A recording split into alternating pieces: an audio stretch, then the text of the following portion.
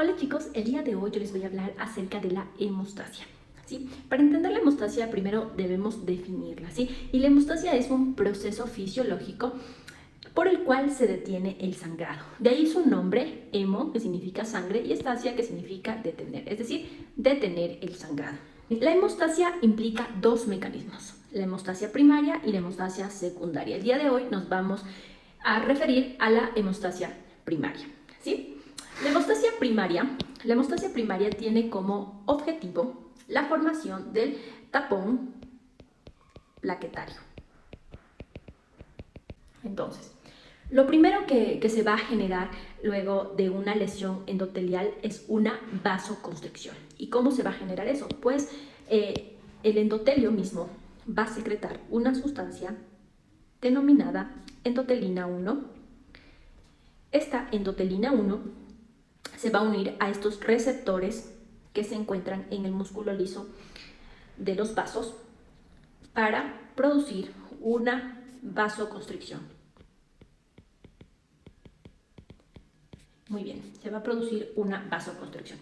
¿Y qué ganamos con esta vasoconstricción? Pues dos cosas importantes. La primera es que obviamente se va a producir una disminución del flujo sanguíneo y por tanto una disminución de la pérdida de sangre. Y la segunda es que va a generar una acumulación de plaquetas en el endotelio del vaso por un aumento de la fuerza de corte o la fuerza de cizallamiento. Para entender esto de la fuerza de corte o de cizallamiento, les quiero dibujar y hacerles recordar que el flujo sanguíneo es un flujo laminar. Si recordamos, va a ser de esta forma. En el centro va a ser más veloz y a medida que se acerca a la pared de los vasos va a ser menor. Es decir, que este flujo laminar está compuesta por varias capas que viajan a diferentes velocidades. En la parte medial del flujo, es decir, aquí tenemos la máxima velocidad. Y a medida que nos vamos acercando hacia las paredes del vaso, disminuye la velocidad. Esto es porque la fuerza de corte o la fuerza de cizallamiento va a ser mayor aquí, en las partes externas, es decir, las que están en contacto con el endotelio, y va a ser menor aquí en la parte central.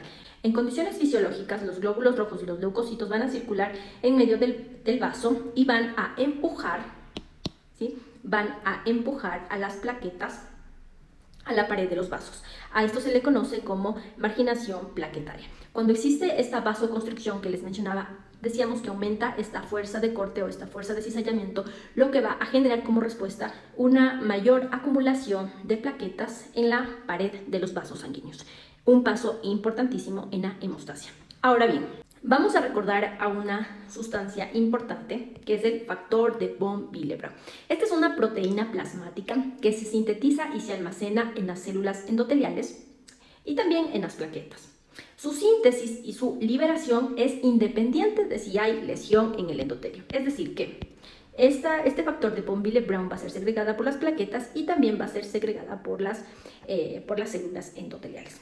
Cuando no hay lesión endotelial, entonces este factor de von Willebrand simplemente se va a eliminar, ¿sí? Pero en este caso, como podemos ver aquí, en cambio el factor de von Willebrand, cuando detecta estas fibras de colágeno, entonces lo que hace es adherirse a estas fibras de colágeno. Muy bien. Una vez que se adhiere el factor de von Willebrand a las fibras de colágeno, va a empezar una función importante de las plaquetas, ¿sí? O lo que se conoce como hemostasia plaquetaria. El primer paso va a ser la adhesión plaquetaria. Las plaquetas tienen un receptor de membrana que se conoce como GP1B. Entonces, como ya teníamos, ¿verdad?, a estas plaquetas marginales, a muchas plaquetas que se comienzan a agrupar hacia la parte del endotelio, entonces van a llegar justo al área de la lesión y se van a unir con el factor de von Willebrand. Como tienen este receptor GP1B, este receptor les permite unirse al factor de von Willebrand. A este proceso se le conoce como adhesión plaquetaria. Ahora bien, una vez que las plaquetas se adhieren, lo que pasa es que se va a producir una activación de las plaquetas. Después de unirse las plaquetas, estas van a cambiar su forma, como pueden ver. Se unen y cambian totalmente su forma. Estas plaquetas se van a hacer más grandes, generan unas proyecciones delgadas, ¿sí? Estas proyecciones delgadas que permiten una mayor interacción tanto con la lesión como con el resto de plaquetas. Muy bien.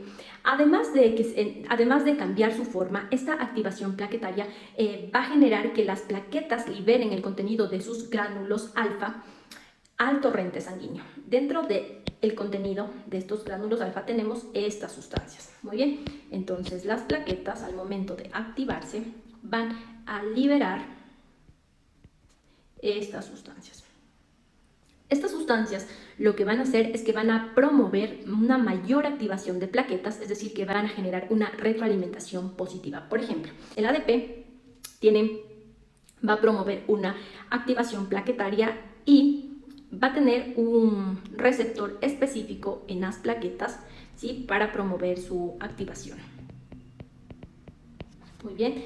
El tromboxano A2 también va a estar estimulando la activación, pero además de ello va a tener otra función importante que va a ser la vasoconstricción.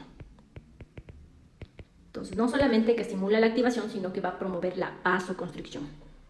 El factor activador de plaquetas también va a promover la activación plaquetaria y el calcio, en cambio, esta va a ser necesaria, ¿sí?, se libera porque va a ser necesaria para la hemostasia secundaria, que vamos a ver en un próximo video. Entonces, una vez que se segregan estas sustancias y que comienzan a promover la activación de más plaquetas, se va a generar el siguiente paso, que es la agregación plaquetaria, que va a estar mediada por este receptor que se conoce como GP2B3A. Entonces, este receptor también se expresa en las plaquetas y por este receptor se va a estar mediada la agregación plaquetaria. Se van a agregar más y más plaquetas, ¿sí?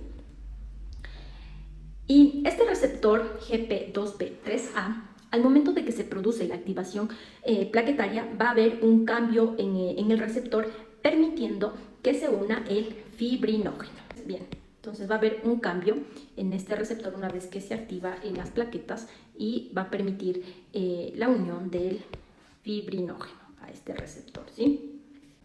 Aquí algunos más.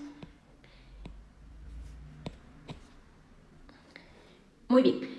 Como resultado, como ustedes pueden ver aquí, tenemos la formación de un tapón plaquetario o un trombo blanco que va a estar compuesto por plaquetas y por fibrinógeno.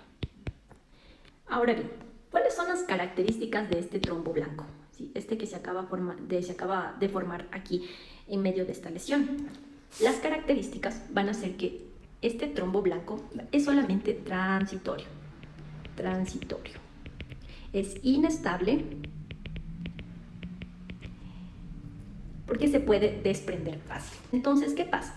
Que el cuerpo necesita cambiar este trombo blanco y necesita estabilizarlo. ¿Cómo lo va a estabilizar? Mediante la hemostasia secundaria, que es la que vamos a hablar en el próximo video.